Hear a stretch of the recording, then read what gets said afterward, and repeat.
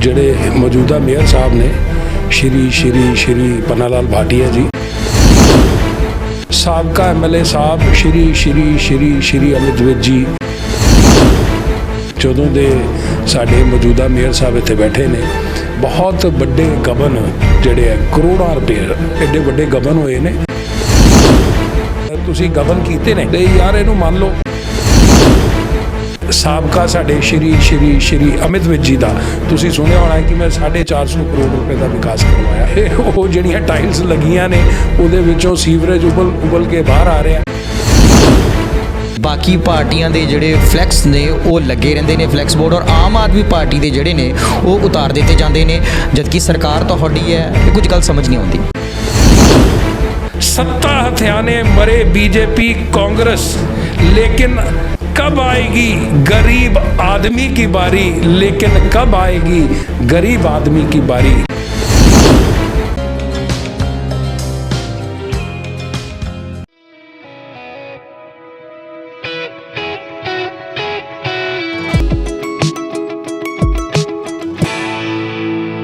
ਸਤਿ ਸ਼੍ਰੀ ਅਕਾਲ ਦਰਸ਼ਕੋ, ਮੈਂ ਸਤਿੰਦਰ ਸਿੰਘ ਮੀਰਥਲ ਤੇ ਤੁਸੀਂ ਦੇਖ ਰਹੇ ਹੋ ਫਾਸਟਵੇ ਪਠਾਨਕੋਟ ਦਾ ਬਿਹਤਰੀਨ ਪ੍ਰੋਗਰਾਮ ਇੱਕ ਮੁਲਾਕਾਤ।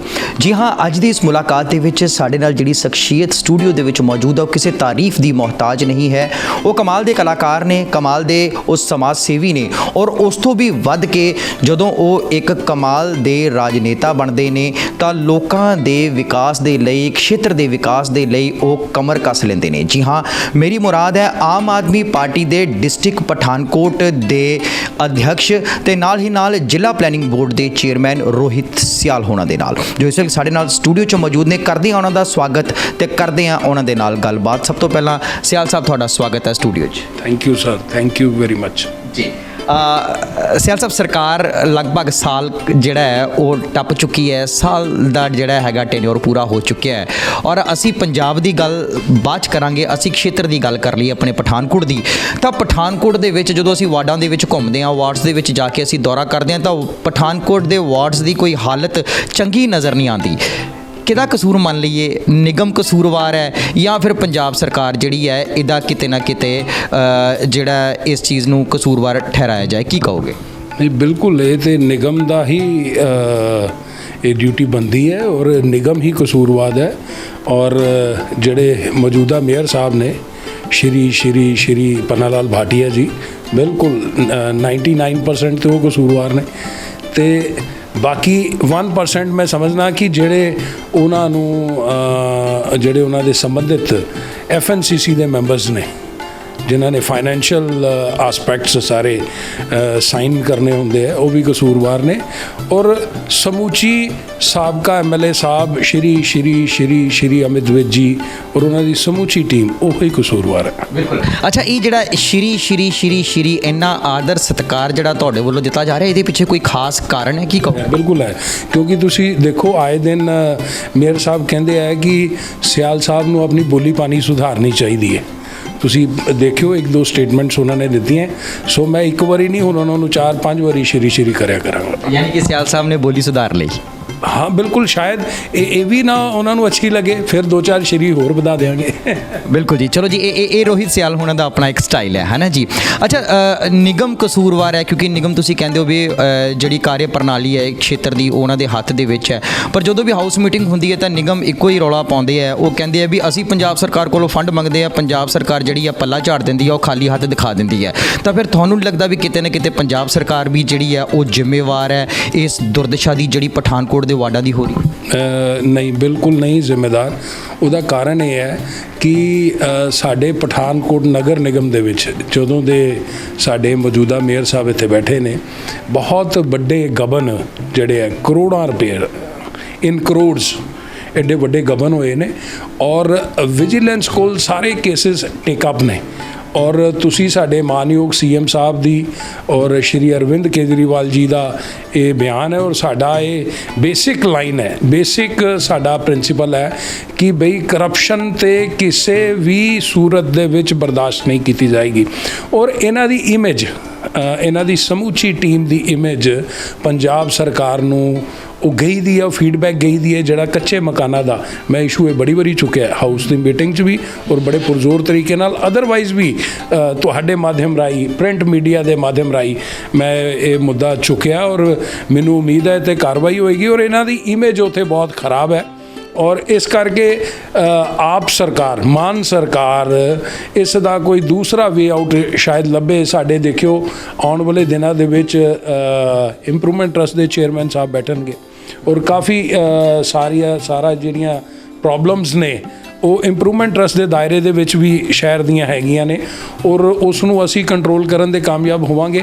ਔਰ ਮੈਨੂੰ 15 ਦਿਨ ਹੋਏ ਪਲਾਨਿੰਗ ਬੋਰਡ ਦਾ ਚੇਅਰਮੈਨ ਦੀ ਕੁਰਸੀ ਤੇ ਬੈਠੇ ਔਰ ਅਸੀਂ ਕਾਫੀ ਕੁਝ ਫੈਕਟਸ ਐਂਡ ਸੋਲਿਊਸ਼ਨਸ ਲਿਖ ਕੇ ਭੇਜੇ ਨੇ ਸਾਡੀ ਮਾਨ ਸਰਕਾਰ ਨੂੰ, ਆਪ ਸਰਕਾਰ ਨੂੰ।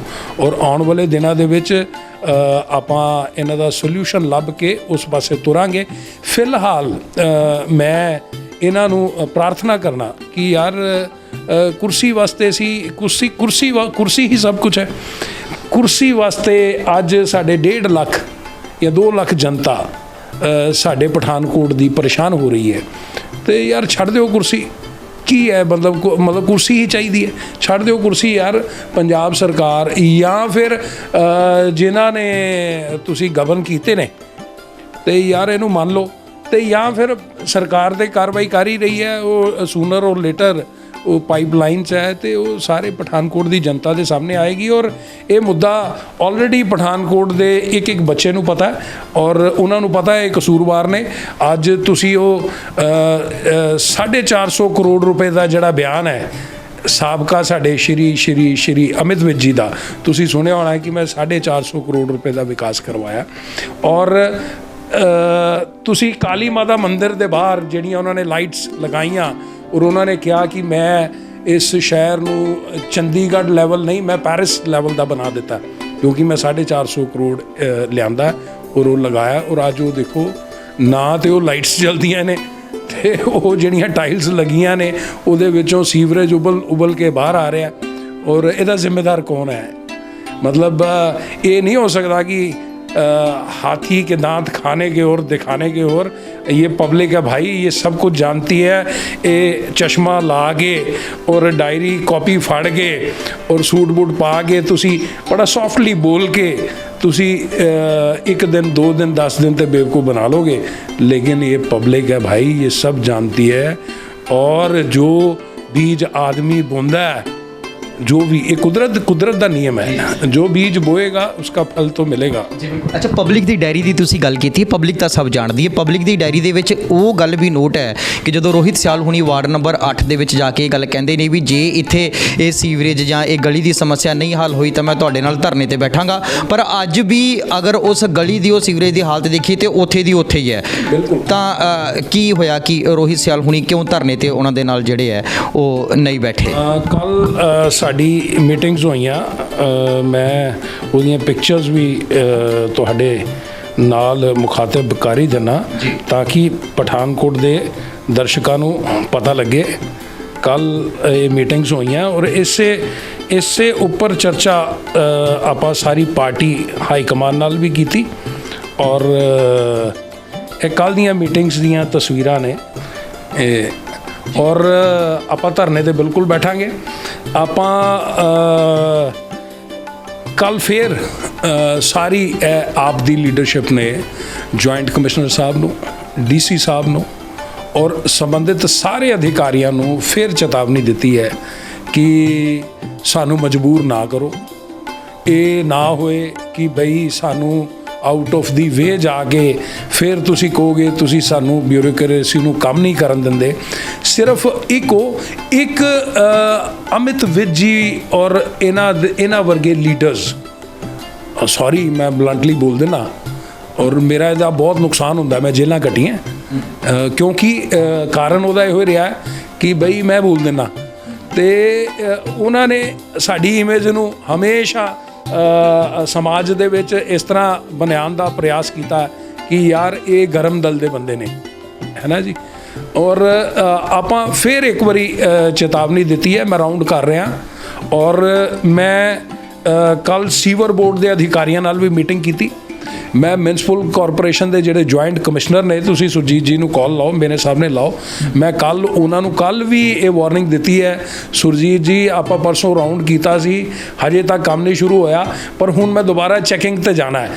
ਅੱਜ ਪੰਜਾਬੀ ਮਾਂ ਬੋਲੀ ਦਾ ਗਵਰਨਮੈਂਟ ਕਾਲਜ ਦੇ ਵਿੱਚ ਕਿਉਂਕਿ ਸਾਡੇ ਸੀਐਮ ਸਾਹਿਬ ਪੰਜਾਬੀ ਨੂੰ ਪ੍ਰਮੋਟ ਕਰ ਰਹੇ ਨੇ, ਇੱਕ ਬਹੁਤ ਵੱਡਾ ਇੱਕ ਸੰਗੋਸ਼ਟੀ ਸੀਗੀ, ਮੈਂ ਉੱਥੇ ਇਨਵਾਈਟਡ ਸੀਗਾ, ਮੇਰਾ ਸਪੀਚ ਸੀਗਾ ਪਾਰਟੀ ਦੇ ਨੁਮਾਇੰਦਾ ਹੋਣ ਦੇ ਨਾਤੇ, ਤੇ ਮੈਂ ਹਜੇ ਉਹ ਜਾ ਨਹੀਂ ਪਾਇਆ, ਪਰ ਮੈਨੂੰ ਇਹ ਲੱਗਦਾ ਕਿ ਕੱਲ੍ਹ ਦੀ ਚੇਤਾਵਨੀ ਤੋਂ ਬਾਅਦ ਅੱਜ ਉੱਥੇ ਵਾਰਡ ਨੰਬਰ 8 ਦੇ ਵਿੱਚ ਮੈਂ ਹੁਣ ਜਾਣਾ ਹੈ, ਔਰ ਜੇ ਨਹੀਂ ਤੇ ਦਰੀ ਤੇ ਆਪਾਂ ਝਾੜ ਝੂੜ ਕੇ ਤਿਆਰ ਕਰ ਲਈ ਹੈ, ਆਉਣ ਵਾਲਾ ਟਾਈਮ ਤੁਹਾਨੂੰ ਦੱਸੇਗਾ ਜੀ। ਯਾਨੀ ਕਿ ਰੋਹਿਤ ਸਿਆਲ ਜਨਤਾ ਦੇ ਨਾਲ ਖੜੋਤੇ, ਮੋਢੇ ਨਾਲ ਮੋਢਾ ਲਾ ਕੇ ਖੜੋਤੇ ਨੇ।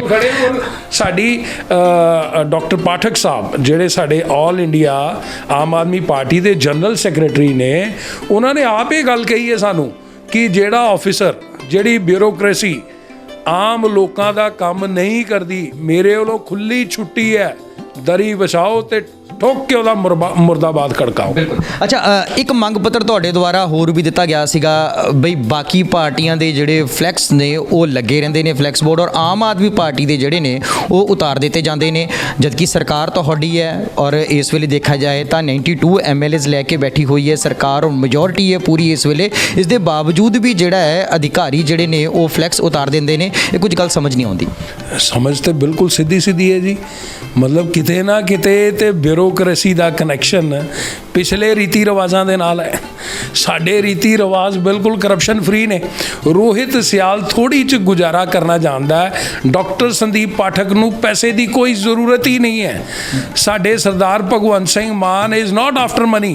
ਅਰਵਿੰਦ ਕੇਜਰੀਵਾਲ ਜੀ ਪੈਸਾ ਨਹੀਂ ਕਮਾ ਰਹੇ, ਲੋਕਾਂ ਦਾ ਆਸ਼ੀਰਵਾਦ ਕਮਾ ਰਹੇ। 3 ਵਾਰੀ ਕੰਟੀਨਿਊਟੀ 'ਚ ਬਣ ਗਏ, ਹੁਣ ਪਾਵਰਸ ਦਾ ਮਿਸਯੂਜ਼ ਬੀਜੇਪੀ ਕਰ ਰਹੀ ਸੀ, ਪਰ ਸੁਪਰੀਮ ਕੋਰਟ ਨੇ ਔਰ ਆਲਮਾਈਟੀ ਨੇ, ਉਸ ਈਸ਼ਵਰ ਨੇ ਆਸ਼ੀਰਵਾਦ ਦਿੱਤਾ, ਆਪਾਂ ਜਿੱਤੇ। ਹੁਣ ਸਾਡੀ ਉੱਥੇ ਮੇਅਰ ਬਣੇਗੀ, ਔਰ ਆਪਾਂ ਆਮ ਆਦਮੀ ਪਾਰਟੀ ਦੇ ਜਿਹੜੇ ਰੀਅਲ ਵਲੰਟੀਅਰਸ ਨੇ, ਜਿਹੜੇ ਕ੍ਰਾਂਤੀਕਾਰੀ ਨੇ, ਮੈਂ ਬੜੇ ਫਖਰ ਨਾਲ ਕਹਿੰਦਾ ਮੈਂ ਕ੍ਰਾਂਤੀਕਾਰੀ।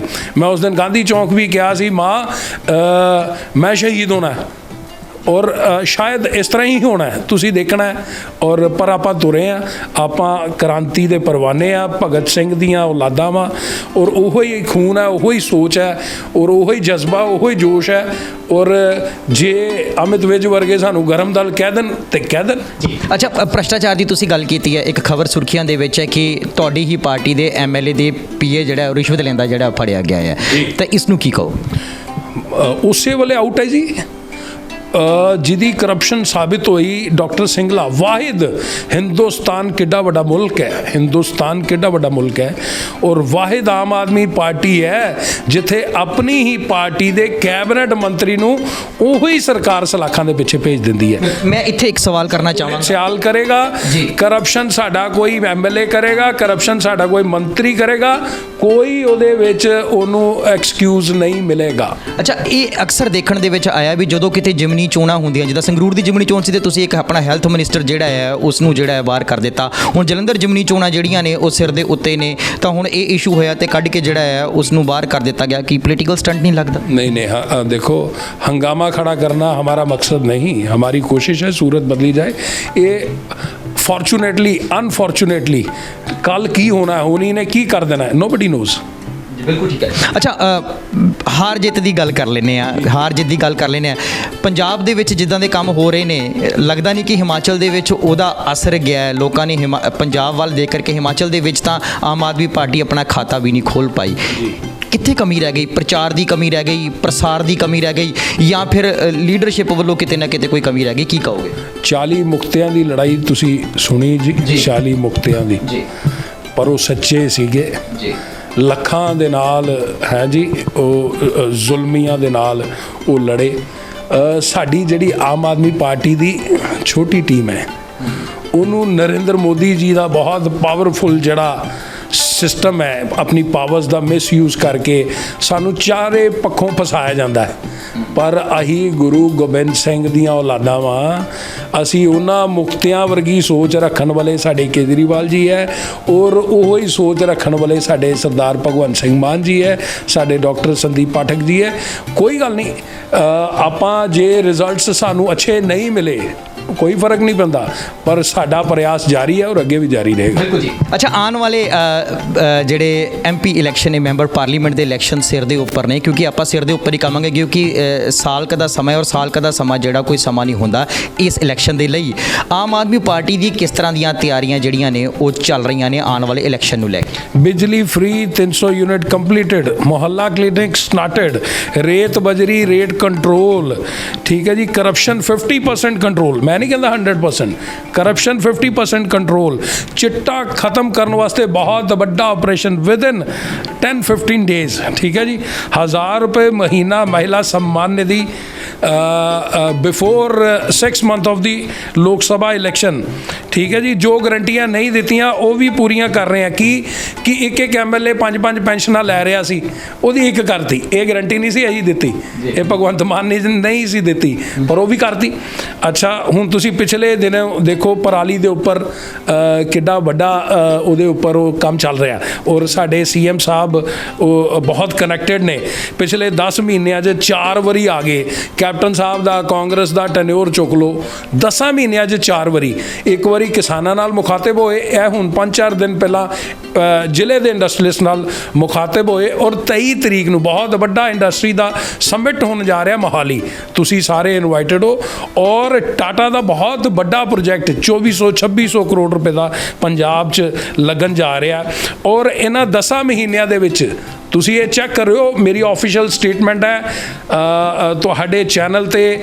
ਪਠਾਨਕੋਟ ਦੀ ਜਨਤਾ ਨੂੰ ਵੀ ਇਹ ਮੈਂ ਮੈਸੇਜ ਦੇ ਰਿਹਾ ਕਿ RTI ਪਾਓ, ਔਰ ਪਿਛਲੀਆਂ ਸਰਕਾਰਾਂ ਦੇ ਟੈਨਿਓਰ ਦਾ ਉਹ ਪਰਸੈਂਟੇਜ ਕੱਢੋ ਕਿ ਬਈ ਉਹਨਾਂ ਸਰਕਾਰਾਂ ਨੇ, ਜੇ ਕਾਂਗਰਸ ਰਹੀ ਹੈ ਤੇ 5 ਸਾਲ 'ਚ ਕਿੰਨੀ ਨੌਕਰੀ ਕੀਤੀ, ਭਰਤੀ ਕੀਤੀ। ਜੇ ਅਕਾਲੀ ਭਾਜਪਾ ਸਰਕਾਰ 10 ਸਾਲ ਰਹੀ ਹੈ ਤੇ ਕਿੰਨੀ ਨੌਕਰੀ, ਕਿੰਨੀ ਭਰਤੀ ਕੀਤੀ। ਔਰ ਆਮ ਆਦਮੀ ਪਾਰਟੀ ਨੇ 10 ਮਹੀਨਿਆਂ ਦੇ ਵਿੱਚ 32,000 ਸਰਕਾਰੀ ਮੁਲਾਜ਼ਮ ਭਰਤੀ ਕਰ ਦਿੱਤੇ ਮੈਰਿਟ ਦੇ ਉੱਪਰ, ਜ਼ੀਰੋ ਕਰਪਸ਼ਨ ਦੇ ਨਾਲ। ਔਰ ਕਿਸੇ ਨੂੰ ਚਾਹ ਦਾ ਕੱਪ ਨਹੀਂ ਪਿਲਾਇਆ। ਮੇਰੇ ਹੀ ਵਾਰਡ ਦੇ ਵਿੱਚ 10 ਪਟਵਾਰੀ ਭਰਤੀ ਹੋਏ ਨੇ। ਇਹ ਸਾਡੀ ਮਾਨ ਸਰਕਾਰ ਕਰ ਰਹੀ ਹੈ। 92 ਨਾਮੀ ਗੈਂਗਸਟਰ ਫੜ ਕੇ 10 ਮਹੀਨਿਆਂ ਦੇ ਵਿੱਚ ਅੰਦਰ ਦੇਤੇ। ਪਿਛਲੀਆਂ ਸਰਕਾਰਾਂ ਚੁੱਕੋ 9 ਨਾਮੀ ਗੈਂਗਸਟਰ ਇਹਨਾਂ ਨੇ ਅੰਦਰ ਨਹੀਂ ਦਿੱਤੇ ਹੋਣੇ। ਤੇ ਲੋਕ ਸਭਾ ਦੀ ਸਾਡੀ ਪੂਰੀ ਤਿਆਰੀ ਹੈ ਜਿੱਤਣ ਦੀ, ਔਰ ਆਪਾਂ ਜਿੱਤਾਂਗੇ ਜੀ। ਬਿਲਕੁਲ ਠੀਕ ਹੈ ਜੀ। ਇਹ ਮੈਨੀਫੈਸਟੋ ਤੁਹਾਡਾ, ਮੈਂ ਇਹਦੇ ਤੇ ਸਵਾਲ ਨਹੀਂ ਕਰਾਂਗਾ ਕਿਉਂਕਿ ਇਹ ਆਉਣ ਵਾਲਾ ਸਮਾਂ ਦੱਸੇਗਾ ਕਿ ਇਹ ਮੈਨੀਫੈਸਟੋ ਜਿਹੜਾ ਹੈ ਕਿੰਨਾ ਕਾਰਗਰ ਸਾਬਿਤ ਹੁੰਦਾ ਹੈ। ਔਰ ਮੈਂ ਆਖਿਰ ਦੇ ਵਿੱਚ ਸਿਰਫ ਇੱਕ ਸਵਾਲ ਕਰਨਾ ਚਾਹਾਂਗਾ, ਔਰ ਉਹ ਸਵਾਲ ਮੇਰਾ ਹੀ ਨਹੀਂ ਬਲਕਿ ਸਾਰੀ ਜਨਤਾ ਦਾ ਸਵਾਲ ਹੈ। ਔਰ ਜਨਤਾ ਦੇ ਦਿਲ ਦੇ ਵਿੱਚ ਜਿਹੜਾ ਹੈ ਇਹ ਸਵਾਲ ਵਲਵਲਿਆਂ ਦੇ ਵਾਂਗ ਉੱਠ ਰਿਹਾ ਹੈ ਕਿ ਆਮ ਆਦਮੀ ਪਾਰਟੀ ਦਾ ਕਿਹੜਾ ਕੈਂਡੀਡੇਟ ਹੋਏਗਾ, ਕਿਹੜਾ ਐਸਾ ਚਿਹਰਾ ਹੋਏਗਾ ਜਿਹੜਾ ਕਿ ਗੁਰਦਾਸਪੁਰ ਕੌਂਸਟੀਟੂਐਂਸੀ ਦੇ, ਪਠਾਨਕੋਟ ਕੌਂਸਟੀਟੂਐਂਸੀ ਦੇ ਵਿੱਚ ਜਿਹੜਾ ਆਮ ਆਦਮੀ ਪਾਰਟੀ ਦਾ ਝੰਡਾ ਲੈ ਕੇ ਖੜੋਏਗਾ। ਆਮ ਆਦਮੀ ਪਾਰਟੀ ਹੈ, ਸਰਪੰਚ ਨੂੰ ਲੜਾ ਦਿੱਤਾ ਜਿੱਥੋਂ ਸਰਦਾਰ ਭਗਵੰਤ ਸਿੰਘ ਮਾਨ ਜੀ 2 ਵਾਰੀ ਲੋਕ ਸਭਾ ਦੇ ਮੈਂਬਰ ਪਾਰਲੀਮੈਂਟ ਬਣੇ। ਮੈਂ ਨਾਮ ਜਾਣਨਾ ਚਾਹਾਂਗਾ ਜੀ, ਕੋਈ ਮੈਨੂੰ ਨਾਮ ਜ਼ਰੂਰ ਦੱਸਿਓ। ਆਦਮੀ ਹੋਏਗਾ ਜੀ, ਆਮ ਆਦਮੀ ਹੋਏਗਾ, ਗਰੀਬ ਆਦਮੀ ਹੋਏਗਾ। ਕੋਈ ਨਜ਼ਰ 'ਚ ਹੈ ਆਮ ਆਦਮੀ? ਕੁਝ ਤੋਂ ਪਰੇ ਹੋਏਗਾ ਨਹੀਂ, it is a surprise and it will come out on the time. ਔਰ ਮੇਰੀ ਇਹ ਸਟੇਟਮੈਂਟ ਹੈ, ਔਰ ਤੁਸੀਂ ਦੇਖਿਓ ਆਮ ਆਦਮੀ ਹੋਏਗਾ। ਕਿਆ ਰੋਹਿਤ ਸਿਆਲ ਹੋ ਸਕਦੇ ਨੇ? अरे कमाल हो जाएगा, जे रोहित सियाल हो जाएगा तो कमाल हो जाएगा। तो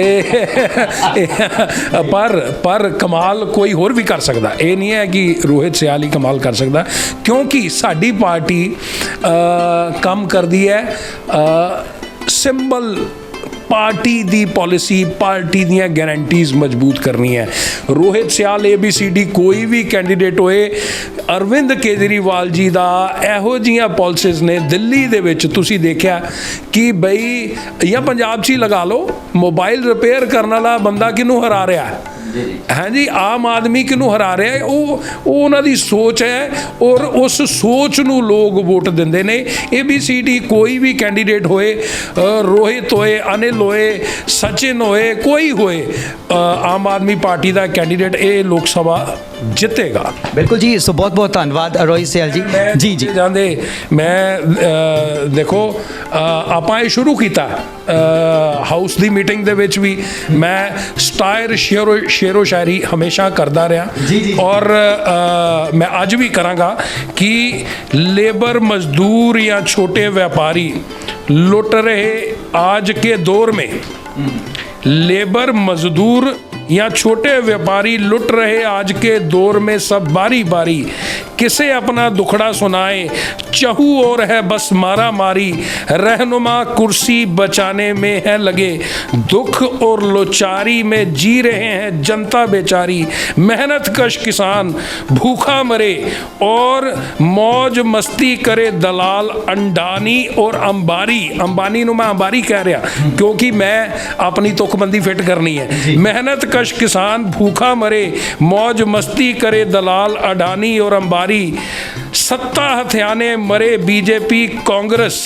लेकिन कब आएगी गरीब आदमी की बारी, लेकिन कब आएगी गरीब आदमी की बारी, लेकिन कब आएगी गरीब आदमी की बारी। ਸੋ ਬਹੁਤ ਵਧੀਆ ਜੀ, ਬਹੁਤ ਖੂਬ। ਔਰ ਜਿੱਥੇ ਤੁਸੀਂ ਕਮਾਲ ਦੇ ਸਮਾਜ ਸੇਵੀ ਹੋ, ਰਾਜਨੇਤਾ, ਉੱਥੇ ਕਮਾਲ ਦੇ ਤੁਸੀਂ ਲਖਾਰੀ ਵੀ ਹੋ ਇੰਨੀ ਵਧੀਆ ਪੰਕਤੀਆਂ ਦੇ ਰਾਹੀਂ। ਔਰ ਇਹ ਰੋਹਿਤ ਸਿਆਲ ਨੇ ਜਿਨ੍ਹਾਂ ਦਾ ਇੱਕ ਵੱਖਰਾ ਹੀ ਅੰਦਾਜ਼ ਹੈ ਕਿ ਆਪਣੇ ਸ਼ਬਦਾਂ ਦੇ ਰਾਹੀਂ ਵੀ ਔਰ ਆਪਣੀ ਹੁਣ ਕਲਮ ਦੇ ਰਾਹੀਂ ਵੀ ਜਿਹੜਾ ਹੈ ਇਹਨਾਂ ਨੇ ਦੂਸਰੀਆਂ ਪਾਰਟੀਆਂ ਨੂੰ ਜਿਹੜਾ ਹੈ ਉਹ ਭਾਜੜਾਂ ਪਾਈਆਂ ਹੋਈਆਂ ਨੇ। ਸੋ ਬਹੁਤ ਬਹੁਤ ਧੰਨਵਾਦ ਰੋਹਿਤ ਸਿਆਲ ਜੀ ਤੁਹਾਡਾ, ਤੁਸੀਂ ਸਟੂਡੀਓ ਦੇ ਵਿੱਚ ਆਏ ਔਰ ਸਾਡੇ ਨਾਲ ਸਮੇਂ ਬਿਤਾਇਆ ਔਰ ਆਮ ਆਦਮੀ ਪਾਰਟੀ ਦੀਆਂ ਨੀਤੀਆਂ, ਉਹਨਾਂ ਦੇ ਚੱਲ ਰਹੇ ਕੰਮ ਔਰ ਆਉਣ ਵਾਲੇ ਪ੍ਰੋਜੈਕਟਸ ਦੇ ਬਾਰੇ 'ਚ ਸਾਡੇ ਨਾਲ ਗੱਲ ਸਾਂਝੀ ਕੀਤੀ। ਕੀ ਕਹਿਣਾ?